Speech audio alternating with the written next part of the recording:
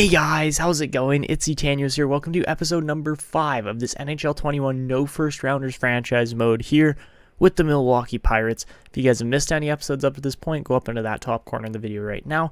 Also, if you do enjoy this video, make sure to go down below, drop a like on the video, subscribe to the channel if you're new, and hit the notification bell to never miss when these uploads come out. And also, feel free to drop comments below at any point in the video if you feel it necessary. So, last episode, I left you guys with a couple questions.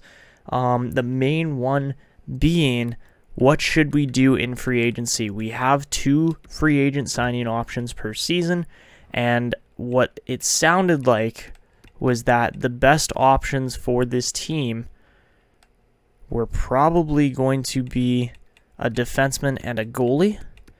And along the names of the defensemen, we were looking mainly at Mattias Ekholm, because he fits all our defensive pairings. He's a two-way defender, looks really good, and he's only $6.1 million. And then, of course, we've got Braden Holtby down here, an 87 rated starting goalie, for just $5.1 million. So, currently we have no cap space, but there were a couple of you guys that agreed with going out and getting those guys. And let's get into some comments here. So Duke Storm started off saying, I agree with going for Holtby, trade Saros and like Brandon Saad and maybe Connor Brown because you aren't going to be able to afford contract extensions next year. The only thing with Connor Brown is that he fits that third line perfectly and gives it a ton of chemistry. So, that is the one problem with I don't want to get rid of him. Next comment here said, Dryden Plett said, I would trade Gustav Nyquist and Brandon Saad or Anthony Cirelli to clear up cap space. For your second trade this season, I would also trade Saros and some draft picks. Your goalies would be Holtby and Demko, 2 Vancouvers from this season. Duke Storm also said, great draft. Those medium elites could be ginormous steals. Good job. And maybe try to give Demko a long extension. He normally grows. So those are all options here, and the last comment here came from Brandon Howell saying, for me, Gambrell grew to an 89 overall. I would get him into the team, and even if he's on a 3rd or 4th line, he always seems to grow. Even if he grows to an 84ish, you could trade him at the deadline for key pieces or at the top, or at the draft for a top draft pick in a package deal, as his value would go up substantially, as well as, and as always. Love the video. Sorry, I just read that wrong. It kind of confused me for a second. So essentially what these guys are saying here is that we need to, get some talent up into the team. We didn't have a crazy amount of growth in the AHL or anything, but yeah, we could get Gambrell up onto the 4th line. Maybe even a guy like Fleury too, right? We've got options around here with this team. And the AHL, it's pretty solid overall. We just got to get guys like Chubasov and Safronov and Sokolov growing. I can't believe how many Russian-esque players we have. It's actually kind of funny. They all end with Ov for their name. But yeah, you look at the NHL too. Obviously, one of the biggest growth stories here is Alexander Romanov, and hopefully he's going to be a player to stick with this team for years to come, but we will see. So yeah, that's how the team's looking. I don't really want to take apart much of our top 6. I want to just try to go out and maybe acquire a power forward type player in one of these deals. So what I'm looking at, so we're looking for forwards of any role that are power forwards, and well, when we go and look at this, certain guys we're definitely not going to be able to go out and sign, but other guys, if we do it right, we could, try to trade for potential top-end kind of guys. We're looking for preferably players that fit on forward line 1, and by the looks of it, the majority of them really don't, so 3, bottom 6, right, there's just isn't really a lot available there. Wow, Versteeg really is not that good. We could try to get Landeskog maybe as a free agent sign-in, but again, we can't actually do that. The other guys I was looking at, I actually wrote some names down here. I don't even have the binder open right now. That might be an issue.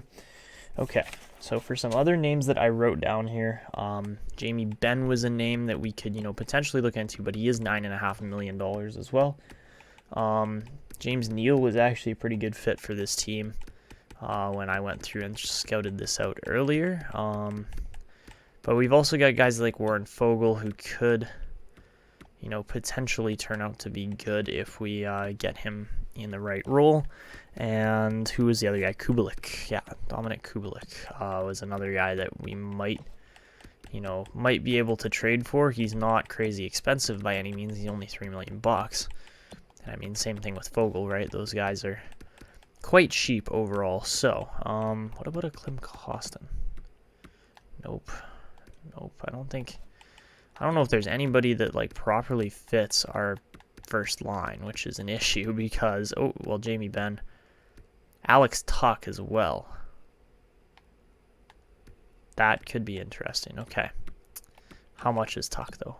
Okay, he's $4.6 million. So yeah, we could go out and try to get Alex Tuck to play on our top line. That would be a big move, absolutely, but it could pay off big time if he really starts producing. The only other guy that I think fit, was James Neal, and 33 years old. Is he really worth it? Probably not.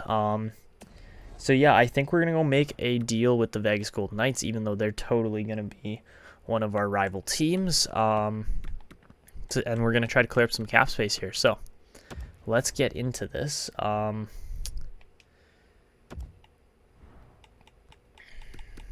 think the first player that we are going to have to move money-wise here is going to be... I'd want to say Cirelli, but not Cirelli. We can't move Cirelli. So I'd rather move Hyman, Saad, and...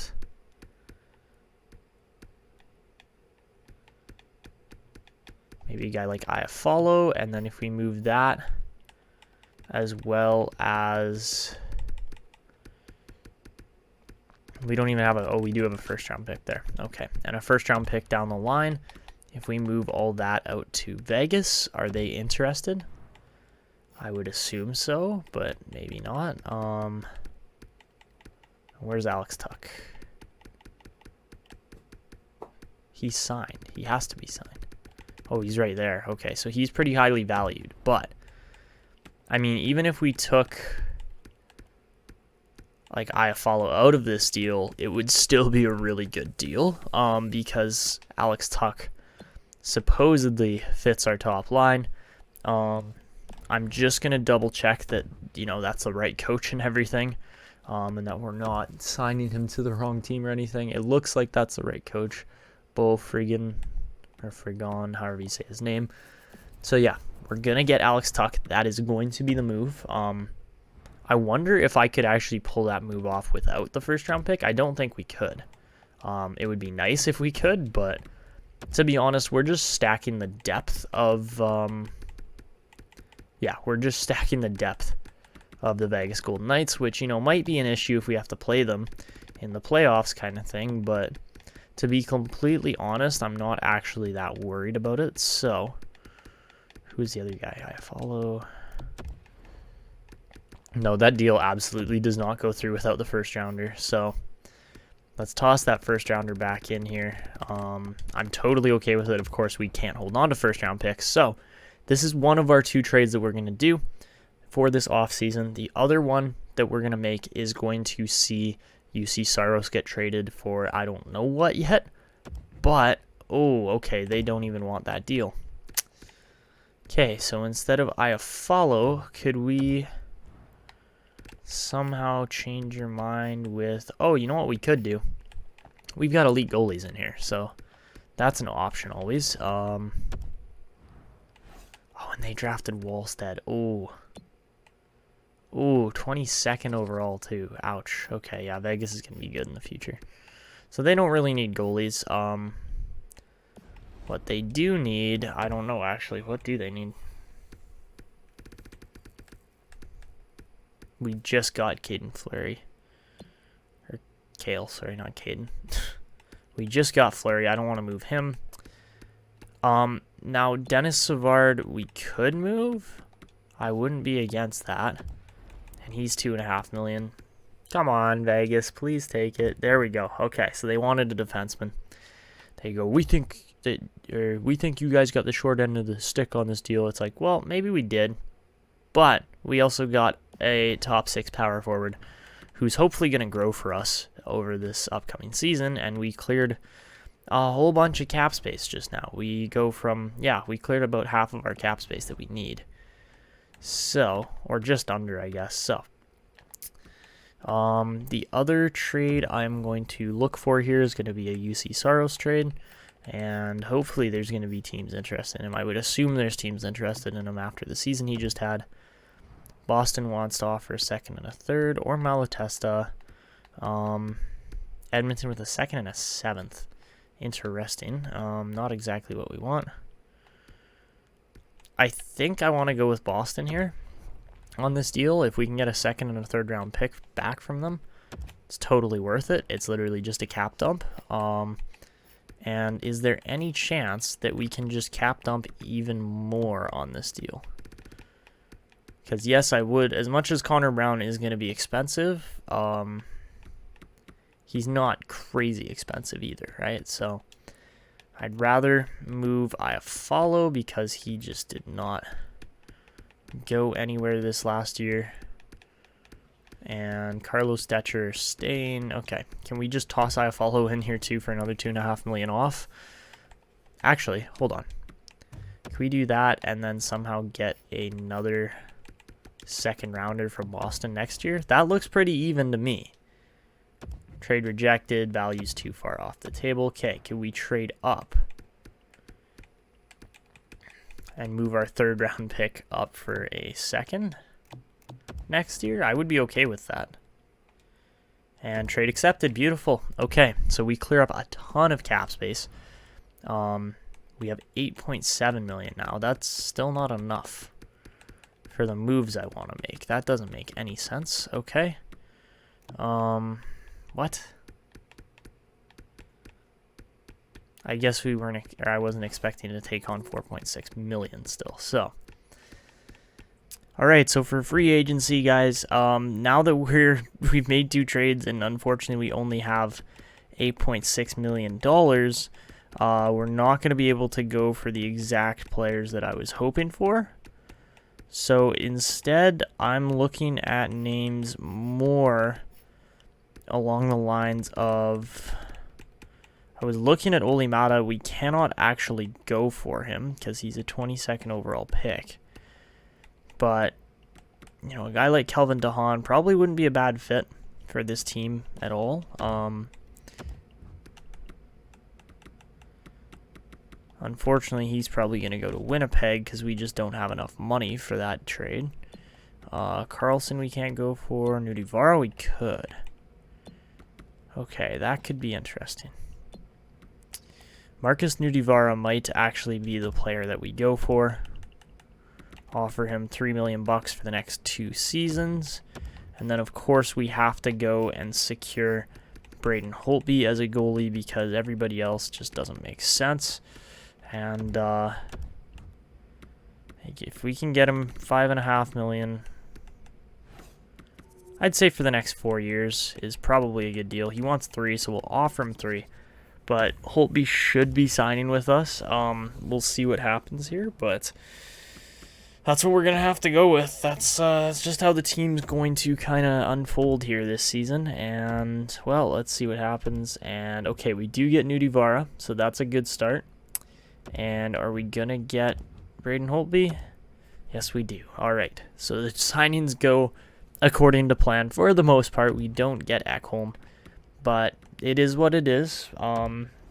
We are going to have to play Romanov in a top 4 role, but I am totally okay with that because of what he looks like he's going to be capable of this season. So that's the team. That's how things are looking right now. I know we have a lot of guys that are quote-unquote top 6 defensive roles, but I think this team is set up for some success, and let's get through the rest of the offseason simulation and see how this team unfolds. And it's not like we can really make trades or moves or anything anyways, because we've used up all of our trades and all of our free agent sign-ins. Alright guys, so for the upcoming season, here is how we're going to set up the lineup. So Braden Point's going to be our second line center. George Whitney will be getting that top role this year, as he is just simply the best player on this team. But we get a +3 on that top line. That's really good. That's going to be really scary, actually, because that means we got Point and Whitney they're both going to be playing on 95 overall ratings, which is just insane to think about. So by the looks of it, Appleton might be the odd man out here. I might be wrong about that.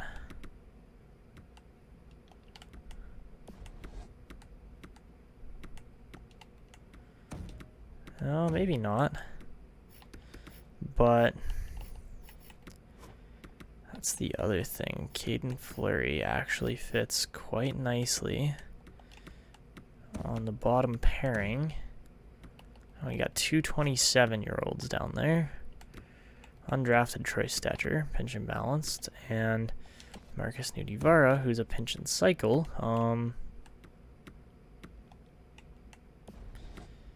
Nuutivaara might honestly be the odd man out here.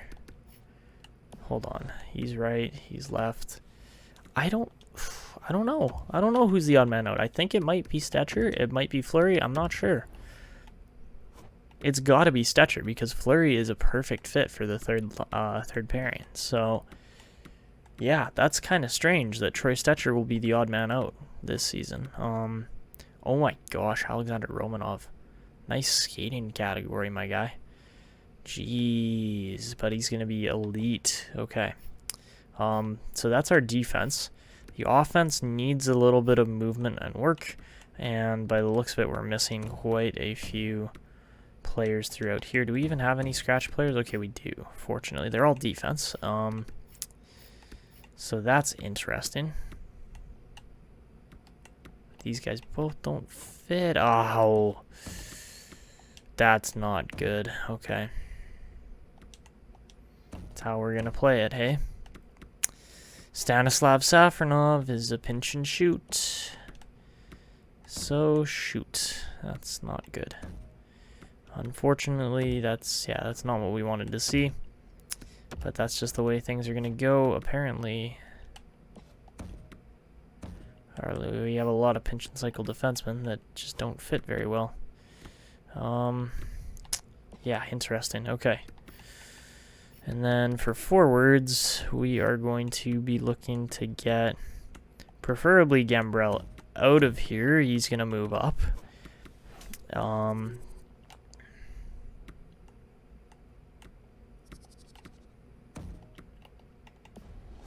Sokolov's a perfect fit there. Okay, that's better.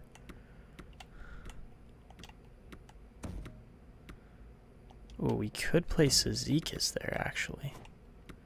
That could work quite nicely. Okay.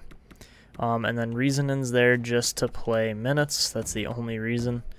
Do we even have any scratch? We don't. Wow, that's really bad. Okay. All right. So, not atrocious in the AHL, but I am definitely going to bring... I think we're going to bring Lemieux down. I think that's the move. So yeah, we'll send Brendan Lemieux down, and we'll bring up Dylan Gambrell and try him out on this bottom line here, and hopefully he's, well, what do we need? Dump triple balance, and he is a balance shoot energy balance. Okay. Okay, that won't be terrible. But it's going to need some work still, definitely. Triple balance block on Riesenen, that's a bright future for him, as long as he can grow. So he's going to get the play time, there's no question about that. And Chubasov as well here. Triple balance with a don't block, okay. He's a guy that I have a little more faith in for making the team this year.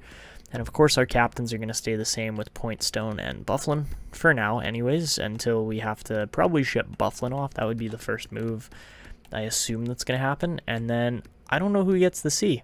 Who do you guys think should get the C? Do you think George Whitney just immediately gets the C once Bufflin moves on?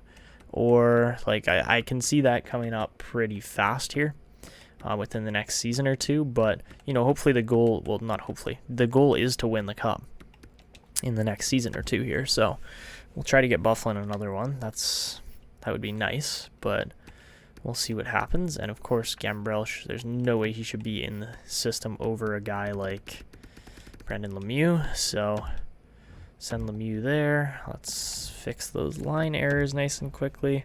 And there's no line error in the NHL because he was scratched. Yes, I know. Back to the lines. All right.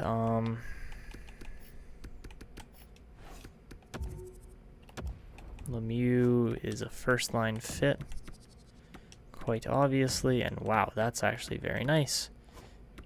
Okay, yeah, let's keep it like that.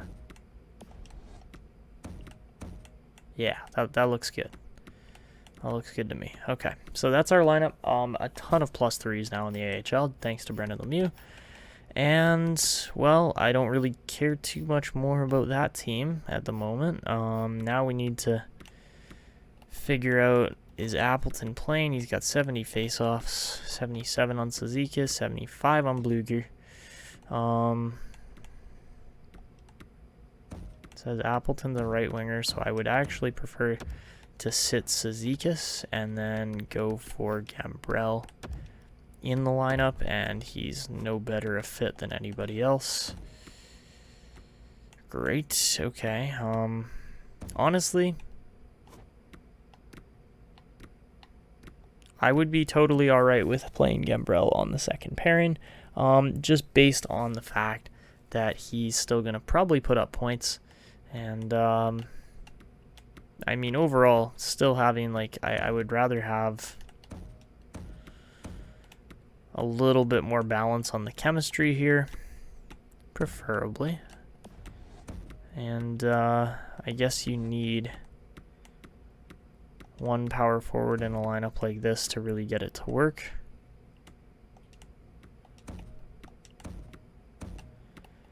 So, I mean, Gambrell could play in that role too. Sorelli is a year younger, but he's also a lot more money at the current moment. So, I think really what is going to happen at the end of this season, end of the day, is going to be whoever's going to be cheaper is probably going to stay. That's just what I'm assuming. And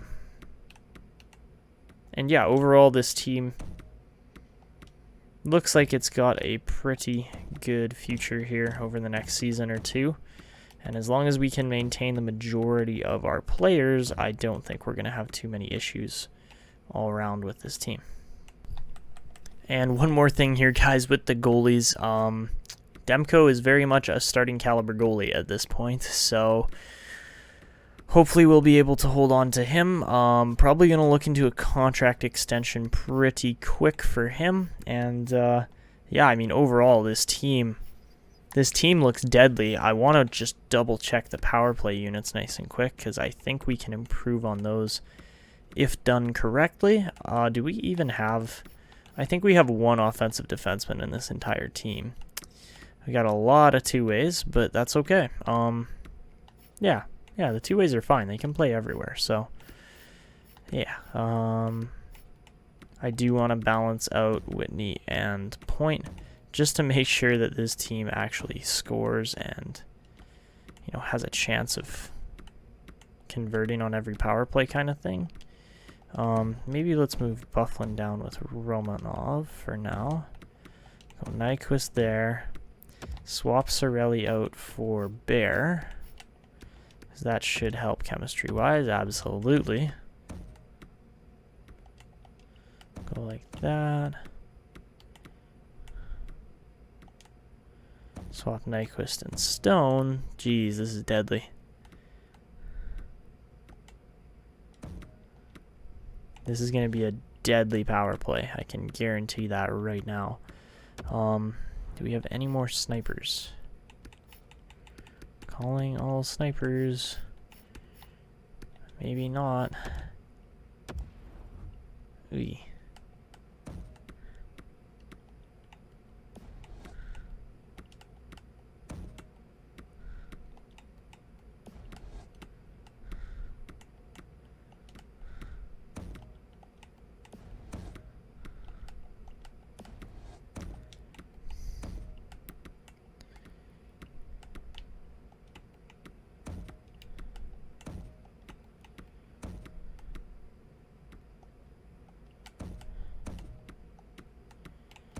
Okay, I think we just keep the one unit absolutely stacked and then kind of leave, don't leave the other unit untouched, but like, you get what I'm saying, right? Like, Bear and Getzel are kind of small, but that's okay. Sanford's a lefty. Perfect. Okay. So yeah, Point's going to be fine on that. He's still 90 overall. He still has some decent wingers. And, I mean, George Whitney, we're obviously trying to just have him absolutely explode point-wise here over the next, maybe not this season so much, but definitely heading into the next season as we have to pay him. And yikes, that's not so good. Okay. That needs some work, like some serious work. Swap Romanov out for, not Romanov, swap Sorelli out for Bear again. That should improve it. Yep. No surprise there. All right, that looks good. On the PK, actually, I want to switch one more thing here. That, and then he left and right. Perfect. Okay. PK actually looks very sturdy. I'm not surprised about that, but I'm just happy about how that looks. It's a good looking fit there for the team, and I mean, literally nobody actually fits the power or penalty kill, which is hilarious. But yeah, it's not looking too bad. That -2 could become a -1 if we put the right guy in here. I'm thinking maybe Nuutivaara. Oh yeah, Nuutivaara fits. Isn't that surprising? Does anybody else actually fit? Fleury maybe? But no, we just put him. Yeah, okay. Whew. So that's our special teams. First unit power play is going to very much be the highlight of this team. And then from there on, you know, it's going to not drop off necessarily, but like you kind of get what I'm saying there, right? And so yeah, this is looking really good overall. This team's gonna be deadly. They're gonna be so good.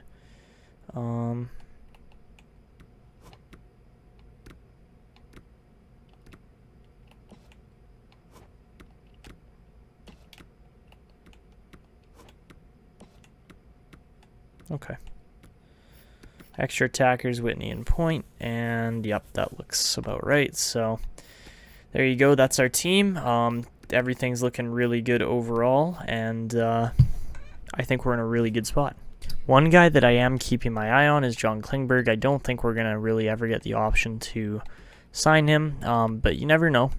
You never know. We might be able to clear up some cap, do something along those lines to bring in another offensive defenseman, because having a second offensive defenseman in the team really helps out with the power play units and stuff like that. But now I'm going to go get my scouting done, and obviously we're not scouting any first-round players. But this is what, the 2022 draft coming up? Yeah, we got Wright, Savoie, and Lambert. Yep, that's a good draft. It's a very good draft. So, we won't get a shot at anybody until about Backer or Leno, around there. And then, where is that quote-unquote best goalie in the draft? They are non-existent, apparently. We're already into pick 80 now. Jeez. So I guess it would be Eriksson. Eriksson really the best? Jeez, man, that's a weak goalie draft, so that's too bad. But I'm gonna get towards scouting here nice and quick, and then I will, and then I guess we'll wrap it up there after I'm done the regular season sim and we check out the stats and everything. Alright, so guys, we're going to get into the simulation here, but I just want to show you how good this team is heading into the upcoming season. So last year we had 95 offense, 88 defense, and 84 goaltending. This season, I think we've taken a step up overall. Yeah, 95, 89, 88. So yeah, little step up on the defense, big step up on the goaltending, and the offense stays about the same, but it was still seventh best, or they were still the seventh best team in the league, which is, impressive, but this team is also just very well built overall, too. Alright, guys, so at the 41-point mark of the season, George Whitney's got 32 goals in 41 games. The Pirates have a 25-16-0 record for 50 points, and they're not quite near the top, but George Whitney's definitely scoring a lot right now, so that's good to see. Out of the entirety of the league, the Pirates are sitting in 8th place currently, so they're going to have to step it up, but they are technically on pace for a 100-point season. Will they hit it? Who knows? We just had Braden go down with an injury, so that's not great. But and he's our number 2 scorer. Yeah, that's not spectacular. Mark Stone's having a great year too. Same with Nyquist, Getzel, even Big Buff. Big Buff's having a good year still. And Alex Tuck absolutely having a good year. 9 goals already. 23 assists, so yeah, he's doing fine. Holtby, Holtby and Demko have not exactly lit it up here, so I mean, it is what it is. That's how our team's looking right now, and well, as you can see, Ovechkin and Kuznetsov have just completely lit the league on fire, so yeah, that's what it's looking like. Another guy that would be really interesting to bring in would be a guy like Alex DeBrincat, especially since he is expiring here towards the end of the season. So I don't know if we could even make a move for him. I don't think that would make any sense, but man, if you could bring him in for a guy like Nyquist and like a pick or something, or a prospect, like holy, that would be insane. I don't think we particularly have the cap space to do it either. Especially with the season DeBrincat's having at the moment. Like, Chicago, for one, would be insane to even try to trade him.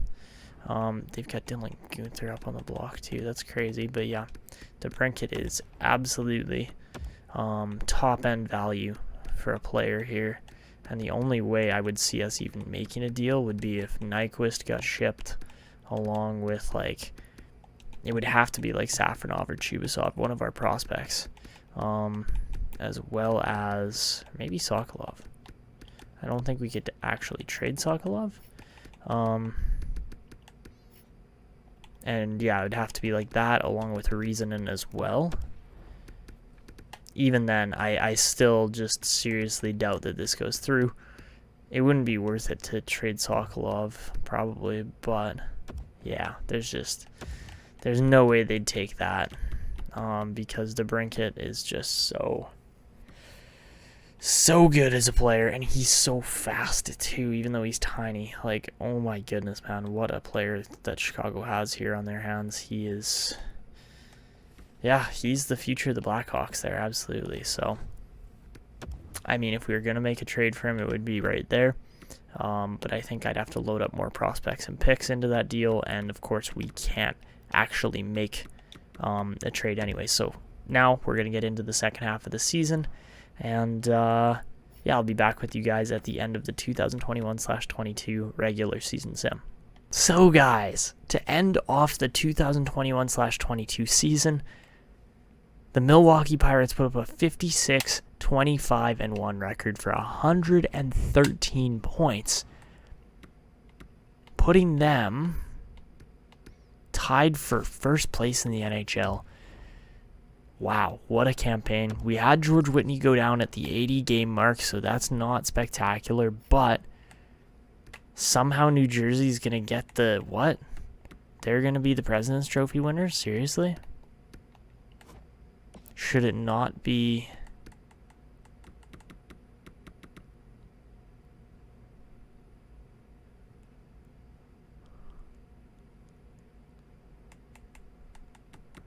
really? How do they have one more win than us, but we have 56 wins? Like, whatever. So yeah, George Whitney leads the team in 80 games there. Braden Point puts up 88 points in just 75 games. 88 points from Jake Getzel, 87 points from Mark Stone, and 82 points from Alex Tuck as well. He had a phenomenal season. And then, man, can you imagine if Dustin Byfuglien stayed healthy and didn't go out with post-concussion syndrome this season? He would have been potentially the top scoring defenseman in the entire NHL. Holtby gets 41 wins, so that's up there. 38 points from Romanov in his rookie year. Not bad by any means. And, well, for the entire league, I'm sure we're going to have a ridiculous Ovechkin scoring. Oh, no, Malkin put up 118. George Whitney finishes 5th and cannot beat Alex Ovechkin. Ovechkin scores 67 goals in his season. Whitney scores 65. So George Whitney now at 180 points with 106 goals already as well. That's crazy. He has been such a phenomenal finisher, put so many pucks in the net, and yeah, he's got some bright seasons ahead of him still. So, wow, Evgeny Malkin, really? Malkin puts up that kind of record. Wow. What a season from him. McDavid with 115 points. So that's crazy. 83 assists for Kuznetsov. Has to be the best in the league. Yeah, it wasn't even close, really. Getzel put up 67, so that's not bad at all. Who were the best defensemen in the league, though? Carlson had 90 points. Yeah, man, I mean, like, Byfuglien was right on pace for right around here. He was going to be a top 5 defenseman in the league if he stayed healthy. Severson had a great year. Klingberg, not bad. Summers, geez, Summers put up a pretty decent campaign too. But yeah, that's your defenseman for the league. For goalies, Harry Upshall, go figure. 93 overall. I don't think I've seen a goalie get up to that kind of level in a long time. Yeah, Harry Upshall is the only guy that puts up more wins than Braden Holtby this season with 45 in New Jersey. I guess that's what the Devils have needed, is some genuinely good goaltending, because they really have not had it over the past 5-6 seasons. So, yeah, wow, Harry Upshall is absolutely crushing it for the Devils. I didn't show you rookie scoring, sorry. That's the one other thing we got to go over here nice and quick, and then we'll figure out who our playoff matchup is and wrap it up. So, for the entire league, the best rookie in the entire NHL was Alex Newhook with 73 points in 82 games. That's really good. Matt Agon puts up 59-point campaign. Cole Perfetti has a good year. Veleno, Tolvanen, and then Romanov. Romanov beats out guys like Podkolzin, Vesalainen, even Lucas Raymond. Like, he had a great year. So yeah, let's keep an eye on Romanov as these playoffs start. But our injury reports are a little bit rough right now too. We've had quite a few injuries, and yeah, we got some bad ones too. That's the other thing, is that Byfuglien's not back until the 28th with post-concussion syndrome. 13th and 14th for Fleury and Whitney, so we're definitely missing those guys right now too. And yeah, that's our season. That's how it went. So Milwaukee should have finished first, finishes second in the league, so not bad, but definitely a step up from 7th place last year. So for the upcoming playoffs here, now that the regular season is ended, we are going to be seeing the Nashville Predators as our round 1 matchup. So this should be interesting. I don't know where Nashville finished exactly, but they had to be good enough to make the playoffs this year. So the Preds were looking like this. Matt Duchene, wow, what a year for him. He's looking great. 85 points. That's pretty darn solid. They got Granlund down low on that team. Riley Smith as well. Oh, that defense, man. That is a absolutely fantastic looking defense. Yeah, wow.